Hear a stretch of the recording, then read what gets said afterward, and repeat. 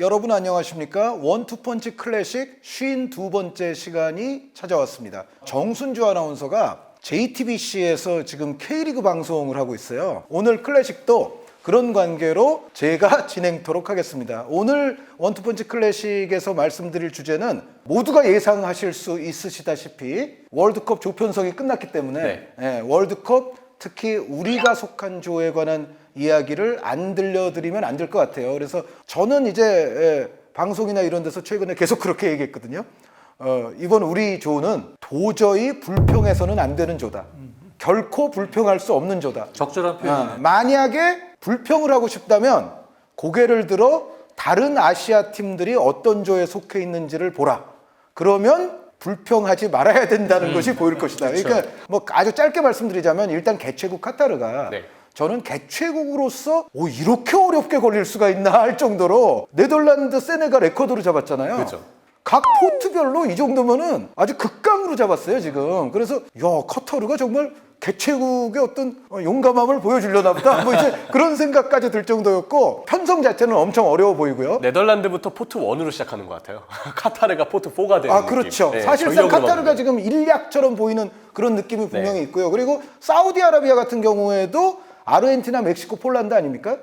여기도 어쩔 수 없이 사우디아라비아가 그냥 일약으로 보일 수밖에 없어요. 그리고 이란 같은 경우는 물론 이란은 이제 고유의 또 스타일이라든가 끈기가 있어서 아마 버티는 경기 운영을 할 거라고는 보는데, 그럼에도 유럽 플레이오프가 기본적으로 하나 들어왔고 우승 후보 가운데 하나인 잉글랜드가 들어오고 여기에 이 포트 중에서 선호할 만하다고 해봐야 그렇다고 액면가 멤버 구성이 미국이 뭐 이란보다 못하지가 전혀 않은 팀이잖아요. 이제 그렇게 따져보면 이란도 뭐 아주 고생길이 열린 거고, 유럽 플레이오프가 들어왔으니까. 네, 기본적으로 유럽 플레이오프가 들어왔다는 것 자체가 일단 어려워진 거고, 여기에 일본은 전 지구촌이 사실은 스페인, 독일 다음으로 누가 오는지가 굉장히 궁금했습니다. 그런데 거기에 지금 들어와 버렸거든요. 그런데 거기에 이제 또 이제 플레이오프 팀이 하나 더 있지만, 제가 봤을 때는 스페인과 독일의 현 폼으로 봤을 때는 이 일본과 플레이오프 들어올 팀은 이거는 뭐 어쩔 수 없이 그냥 2강 2약으로 확연히 좀 구분이 되는 조가 될 수밖에 없다는 생각이고, 근데 그거에 비하면 대한민국은 그 정도가 아니거든요. 그렇기 때문에 다른 아시아 팀들의 상황을 보면 우리 조는 이걸 불평하면 도저히 안 되는 거죠. 그래서 불평하지 말아야만 하는 조라고 제가 평가를 했는데, 뭐 두 분도 거기에는 뭐 동의하실 거라고 생각을 하고요. 그래서 총평은 그냥 제가 했고, 이제부터는 두 분의 좀 구체적인 고견을 들어보는 시간을 갖도록 하겠는데, 일단 경기 날짜 순으로 하겠습니다. 우루과이를 우리가 근소하게 제칠지도 모른다고 ESPN 웹사이트에서 얘기했어요. ESPN 웹사이트 또 보도를 그래서 인용하시는 분들도 많이 계시던데, 제가 상당히 선호하는 사이트 중에 하나인데, 그 얘기는 궁극적으로 뭐냐면, 일단 우리 조는 1포트, 2포트, 3포트, 4포트 간에 팀 포트 간 차가 별로 크지 않고, 그래서 사실상 기본적으로 굉장히 어려워질 수 있는 잠재성이 농후한데, 대한민국이 우루과이를 근소하게나마 제칠 가능성도 충분히 있다는 그런 이제 요지예요. 그렇죠. 자, 장지현 의원님은 여기에 동의하시나요? 저는 오늘 시간이 좀 많이 남아가지고요. 디에고 알론소 감독 최근 바뀐 다음에 두 경기 봤어요. 그걸 보고 지금 난 소감은 오히려 우루과이가 상대하기 제일 힘들 것 같은 느낌이 들어요. 예, 기본적으로 지금 이 감독 바뀌고 나서 4-4-2의 기본 전형 하에서 상당히 기본을 잘 지키는 컴팩트한 공수 전환에 대한 어떤 베이직한 형태, 가장 기본이 되는 부분들, 선수들이 지켜야 될 부분들을 아마 잘 만들어 놓은 것 같아요. 일단 기본은. 그러다 보니까 밸런스가 일단 상당히 좋고요. 그리고 이 팀은 보니까 뭐 화려한 어떤 전술 운영이나 이런 거는 아니에요. 아니지만 분명히 순간적으로 상대 실수를 이용해서 순간적으로 뭐 아라스카이타가 왼쪽에서 중앙지향적인 움직임을 가져가거나, 또는 뭐 신예인 이 파쿤도 펠레스트리가 빠르게 드리블 돌파를 해서 사이드에서 어떤 공략을 한다거나, 그런 전환을 하는 데 있어서 확실히 마무리 지을 수 있는 수아레스와 카바니, 혹은 카바니 부상으로 빠졌을 때 이번에 나온 누네즈 같이 해결할 수 있는 탑 클래스 공격수가 있습니다. 그래서 상당히 그런 부분에서 우리 입장에서는 우리가 물론 약간의 뭐 컨셉, 전술적 컨셉을 실리적인 운영으로 바꿀 수도 있지만, 그렇지 않은 현재 벤투호의 성향을 봤을 때는 실수를 용납하지 않고 결정 지을 수 있는 그러한 힘을 가진 느낌이고, 거기에는 역시 발베르데나 벤탄쿠르 같이 볼 배급 능력이 좋은 또 아주 훌륭한 중앙 미드필더 자원들을 또 지니고 있기 때문에 우리가 상대하기 상당히 까다롭고요. 그리고 역시 손흥민 선수처럼 왼쪽 윙포워드부터 중앙지향적인 움직임을 가져가는 유형에서도 아라우호 선수를 대표팀에선 오른쪽 수비수로 기용을 하더라고요. 바르셀로나에서도 그 위치를 종종 그렇죠. 뛰니까. 가끔 뛰지만 센터백으로 더 많이 뛰잖아요. 근데 어쨌든 아라우호 같이 그렇게 피지컬을 바탕으로 대인 방어에 능한 힘 좋은 그런 좋은 지금 올라오고 있는 수비수가 그 위치에 있고, 최후방에는 또 전체적인 게임을 컨트롤하는, 이 팀이 빠르게 뭐 공수 전환하고 빠른 운영을 하는 팀은 아니에요. 하지만 고딘을 중심으로 히메네즈 고딘이 상당히 노련하게 또 게임을 전체적으로 리딩하고 컨트롤합니다. 전체적인 리듬을. 그러다 보니까 이 팀 자체가 보기에는 조금 밋밋한 느낌도 있지만 요소요소에 이게 상당히 힘든 선수들이 많다. 그리고 우리가 상대하기 상당히 까다로운 팀이다.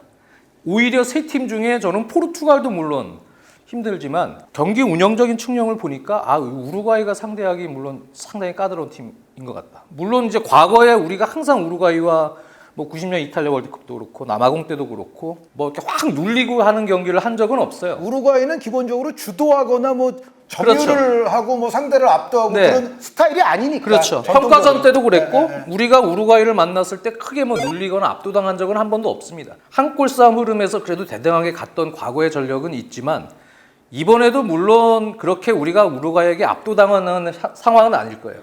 하지만 경기를 보고 느낀 점은 디에고 알론소 감독이 이 지금 흐름이 초반인데도 이 정도인데 팀이 담금질이 되면 이기기는 쉽진 않겠다 라는 느낌을 오히려 우루과이한테 받았어요. 그래서 우루과이 같은 팀이 우리가 진짜 준비를 잘해서 전략적으로 뭐 아라우호 같은 선수들을 오히려 손흥민 선수의 약간 변칙적인 움직임을 통해서 오히려 반대쪽에서 찬스를 나게 한다든지 아니면 경기 운영의 어떤 컨셉을 조금 더 바꿔서 오히려 이 팀도 실책이 조금 나오더라고요. 빌드업을 할 때. 그럴 때는 오히려 배후 공간에서 찬스들을 좀 내주는 경우가 있었기 때문에 우리는 그런 부분들을 오히려 잘 활용해서 그러한 한두 번의 실책을 고딘이나 이쪽 뒷공간 공략을 해서 손흥민 같이 좋은 공격수들을 활용해서 마무리를 질 수 있으면 승산은 분명히 있다. 하지만 세 팀 중에 고르라면 저는 은근히 우루과이가 상당히 오히려 더 까다로운 팀 아닌가라는 생각이 들었습니다. 근데 까다로운 거하고 예를 들어 우리가 올라가야 될 뭐 산의 높이가 있다 그러면 까다로운 것과 높은 것과는 그 정도는 조금 또 아니에요. 차이가 있죠. 그 정도는 아닙니다. 여기 지금 세 팀을 다 보고 느낀 점은 이거 힘들겠다라는 팀은 없었어요. 다 극복 가능하다라는 느낌이 들죠. 극복 가능하다는 느낌은 듭니다. 근데 그 중에서 우루과이가 조금 더 까다로운 느낌을 받았습니다. 네, 그리고 이제 우루과이가 지금 뭐 일부분을 또 말씀해 주셨지만 기본적으로는 카바니, 고딘, 수아레즈가 존재하긴 하지만 네.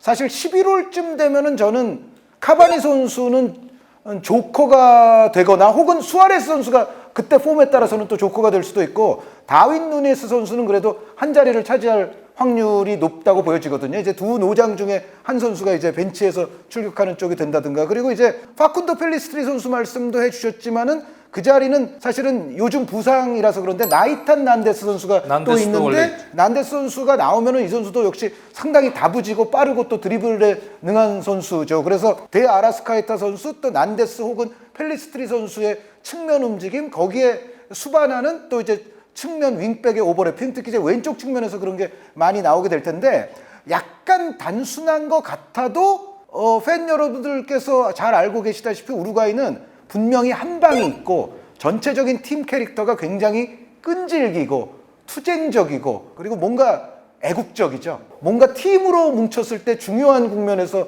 뭔가 힘을 조금 더 발휘하는 약간 이제 그런 또 스타일이기 때문에 저는 사실 우루과이와의 대결에 관해서 이야기할 때는 세 가지 얘기를 많이 했어요. 그러니까 일단은 인내력 싸움에서 지면 안 된다. 우루과이도 인내하면서 한 방을 터뜨리는 팀이기 때문에 우리도 그 싸움에서 우리가 정신적으로 집중력적으로 밀리면 안 된다는 생각이고 두 번째는 우루과이가 기본적으로 끈질긴 수비를 펼치는 팀이고 그리고 수비 라인에는 고딘 선수가 나이가 많다 손치더라도 히메네스라든가 아라우호 선수가 또 포진하고 있기 때문에 만만치가 않거든요. 그런데 역시 우루과이를 흔들기 위해서는 우리의 빌드업 내지는 전환의 템포가 좀 속도가 빨라져야 되겠다. 우리가 속도가 느리면은 사실은 그 조직적인 우루과이에게는 그냥 볼을 그냥 가져다 주는 결과밖에는 안 될 거고, 결국 우루과이를 흔들기 위해서는 우리의 속도가 좀 더 업돼야 된다는 거기가 두 번째고, 세 번째는 고딘, 히메네스, 아라우오, 다윈 누네스가 있으면요, 이 팀은 32개 팀 어느 팀과 비교해도 일단 코너킥이나 프리킥 걸리면은 이 팀은 세다고 봐야 돼요. 다들 헤더에 일가견이 있고, 그러니까 고딘 선수가 수비적으로는 조금 예전보다 불안해졌을지 몰라도 헤더 능력은 여전히 보유하고 있고, 다윈 누네스 헤더는 뭐 챔피언스 리그에서도 잘 보실 수가 있고, 아라우오 선수 헤더 보시고 싶으면 라리가 보시면은 지금은 피케가 아니라 아라우오가 주 타겟이거든요. 여기에 히메네스까지 더해지면 사실 우루과이는 세트 플레이가 상당히 막강한 팀이에요. 그래서 우리가 쓸데없이 정말 코너킥이나 프리킥을 자주 내주게 되면 그거는 우리의 실점 확률이 굉장히 높아지는 결과가 될 거다. 요 세 가지를 이제 저는 주로 말을 했는데, 이명철 해설위원의 어떤 여기에 또 아주 신선한 고견이 계시면 좀 말씀해 주시죠. 일단 저는 우리 입장에서 어느 팀이나 다 쉽지 않을 거라고 좀 그렇게 항상 보곤 하는데, 좀 새로운 관점에서 저는 얘기를 하고 싶어요. 우루과이와 포르투갈이 만나면 우루과이가 이길 거라고 예상이 됩니다. 지난번 월드컵처럼. 네, 그리고 이번 월드컵도 마찬가지로 포르투갈은 우루과이의 그 단단한 수비, 말씀해주신 투쟁력과 같은 부분에 포르투갈의 흐름을 잡을지언정 고전할 수 있다. 그리고 우루과이의 역습을 포르투갈에 놓칠 시 우루과이가 오히려 포르투갈과의 맞대결에서는 재미를 볼 수 있다고 보거든요. 근데 그게 우리 입장에서는 어쩌면 좀 힘든 요소가 될 수도 있죠. 그렇죠. 마지막에 우리가 포르투갈과 해야 되니까. 그리고 포트 1 팀이 압도적인 일강이 되지 않고 포트 2와 포트 1이 엎치락 뒤치락 하는 흐름이 된다면 여기에 따른 경우의 수가 자칫 우리한테 불리하게 작용될 수 있기 때문에 이 점은 우리가 좀 걱정할 필요는 있다고 좀 보입니다. 사실은 최상의 시나리오는 우리는 포르투갈을 맨 나중에 만나는 거니까, 우리 입장에서만 보면 포르투갈이 좀 여유 있게 2승을 좀 해버리고, 네. 물론 2승해도 지난 월드컵 우리 멕시코 같은 그 멕시코처럼 2승하고도 탈락 가능성이 생길 수도 있어요. 그런데 네. 대체로 여태까지의 월드컵을 보면 처음에 2승한 팀들은 웬만하면 탈락 가능성이 안 생기는 경우가 훨씬 많거든요.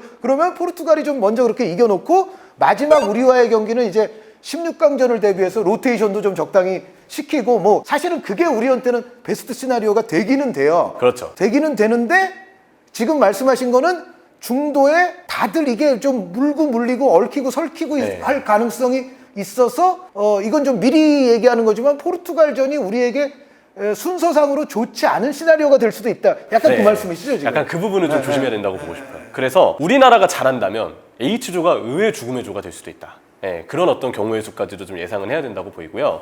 관건은 이제 우루과이하고 첫 경기를 가지는데, 첫 경기라는 점의 중요성도 있고, 우루과이의 어떤 팀 스타일까지 생각했을 때 지지 않는 결과가 나온다면 우리한테는 최상의 결과가 되겠죠. 근데 이를 위해서 강조하고 싶은 부분은 우루과이가 워낙 단단한 수비를 보여주고 있고, 저는 우리에게 공격적으로 달려드는 팀보다 오히려 이렇게 단단하고 쉽게 지지 않는 컬러를 가진 팀이 굉장히 껄끄러울 수밖에 없다고 보거든요. 특히 아라우오의 경우는 손흥민에 대한 대인 수비를 충분히 걸 수 있는 위치에서 오른쪽 풀백에서 뛰고 있기 때문에 이 부분까지도 우리 입장에서는 좀 상성상 공격이 잘 풀리지 않을 수 있는 이유들이 좀 있을 수 있다고 보이는데, 관건은 우리도 마찬가지로 단단한 수비력을 통해서 우루과이와 한국의 경기를 최소 승점 1점 정도의 경기로 만들었으면 좋겠어요. 근데 그러려면 역시 필요한 거는 세트피스 수비에서 좀 좋은 수비력이 나오는 게 될 것 같고요. 지금 우루과이가 새 감독인 디에고 알론소 감독이 부임하고서 4전 전승, 8득점 1실점에 지금 기록을 좀 쌓고 있는데, 근데 우리 입장에서 저는 그것만 좀 기대를 해보고 싶어요. 감독 교체가 일어나면 보통 부임 초에는 누구나 경쟁에서 살아남고 싶어하고 새 감독에게 잘 보이고 싶어하기 때문에 이른바 감독 교체 효과라는 게 있잖아요. 근데 디에고 알론소 감독이 시간이 지나면서 지금의 효과가 조금 떨어진다면, 이전에 우루과이가 예선 과정에서 조금 부진했던 시기를 겪었던 것처럼 다시 팀의 페이스가 떨어질 수 있다. 저는 그런 흐름이 좀 왔으면 좋겠다는 약간의 희망사항은 좀 얘기하고 싶습니다. 지금 흐름이 약간 반짝 흐름이었으면 좋겠다. 네. 근데 이거는 뚜껑을 열지 않으면 사실 아무도 모르는 거거든요. 근데 조직적으로 보면 작년까지의 오스카 타바레스 감독보다는 팀이 확실히 타이트해졌어요. 네. 네, 그래서 그 좀 약간 오스카 타바레스는 약간 옛날식 옛날식이고 축구, 좀 개인들한테 좀 맡기고 그렇죠. 이제 이런. 근데 이제 이 디에고 알론소 감독은 확실히 조금 더 현대 축구에 부합하는 움직임. 팀 움직임을 지금 가지려고 하기 있기 때문에 팀 자체는 확실히 좋아졌거든요. 네. 그래서 저는 우루과이가 저는 좀 밋밋하게 생각이 들었는데 막상 경기를 쭉 보니까 밸런스가 좋다. 그리고 밋밋한 것 같으면서도 순간적으로 이 선수들은 확실히 골을 넣어야 되는 그 리듬 타이밍을 알더라고요. 그래도 그럴 때는 속도를 또 내고 템포를 또 올릴 줄 알고 템포를 죽일 땐 죽일 줄 알고 그런 노련미들이 상당히 좋아 보여서 상대하기 상당히 까다롭다. 하지만 한 골차 정도의 시속 게임으로 끌고 갈 수 있는 전력인 건 같다. 그러니까 한 골 승부죠. 우리랑은 우리도 지금 전력이 저는 괜찮다고 봐요. 그래서 그렇죠. 한 골차 정도 시속 게임 잘 끌고 가다가 결국은 결정력 싸움인데 그러니까 누가 더 끈질기게 인내하다가 한 방 때릴 수 있느냐. 결국은 그 싸움이에요. 싸움이 될 것 같아요. 그리고 ESPN에서 우루과이의 탈락 그리고 우리의 어떤 16강행을 예상한 것도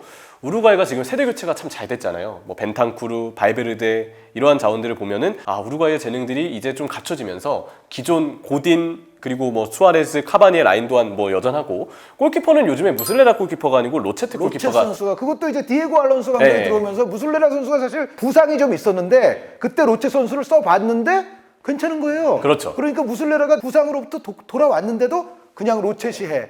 무슬레라보다 로체시 나은 것 같아. 약간 알론소 감독이 그렇게 판단하는 것 같아요. 근데 저도 좀 궁금해가지고 그 무슬레라 골키퍼가 갈라타사라이에서 경기를 하다가 다쳤잖아요. 그래서 그 무렵에 이 선수 컨디션이 어땠는지 제가 갈라타사라이 경기를 쭉 팔로우하지 못했지만 한번 경기 출전 그걸 봤어요. 근데 A매치가 열릴 때쯤인 3월 중순 때부터나 실전 경기 뛰었더라고요. 그래서 이거는 어떤 의미에서 봤을 때는 디에고 알론소 감독이 생각했을 때 아 소속팀에서 지금 경기를 뛴 수 자체가 많지 않으니까 지금은 감각이 좀 떨어져 있다. 그래서 무슬레라를 발탁은 했지만 뛰지는 않게 하고 이번에는 로체 골키퍼가 좀 나온 게 아닐까로도 생각은 해볼 수가 근데 있겠어요. 무슬레라의 폼이 돌아오면 다시 경쟁 체제가 될 네. 수 있죠. 그리고 충분히. 혹시 실전에서는 베테랑 무슬레라의 어떤 경험도 무시할 수 없으니까 그런 부분들 때문에 왠지 무슬레라가 나올 것 같다라는 생각이 좀 되긴 하거든요. 그렇게 보면 무슬레라, 고딘, 수아레스 제가 보기에도 카바니는 몸 상태가 월드컵쯤에도 조금 변수가 있을 수도 있겠고 조커가 되지 않을까라는 생각이 들기 때문에 코어는 3명, 딱 이 3명은 그래도 주전 자리를 충분히 유지할 것 같아요. 근데 어쨌든 세대 교체가 잘 된 스쿼드고 젊은 선수들이 확실히 우루과이를 좀 이끌면서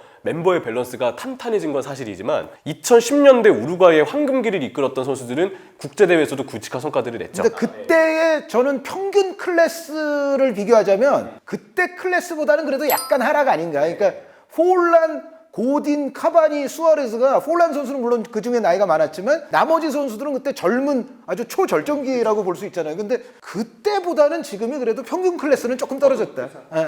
그래서 ESPN에서 그 보았던 기사, 그 기사에서 ESPN이 예상을 할 때 우루과이를 좀 어렵게 봤던 이유는 결국 지금의 세대가 세대 교체가 되고 신선해진 건 맞지만 2010년대 세대와 비교했을 때 아직 이룬 건 없지 않느냐. 이에 대한 어떤 의문점 때문에 우루과이를 조금 낮게 본 게 아닐까라는 생각도 들었어요.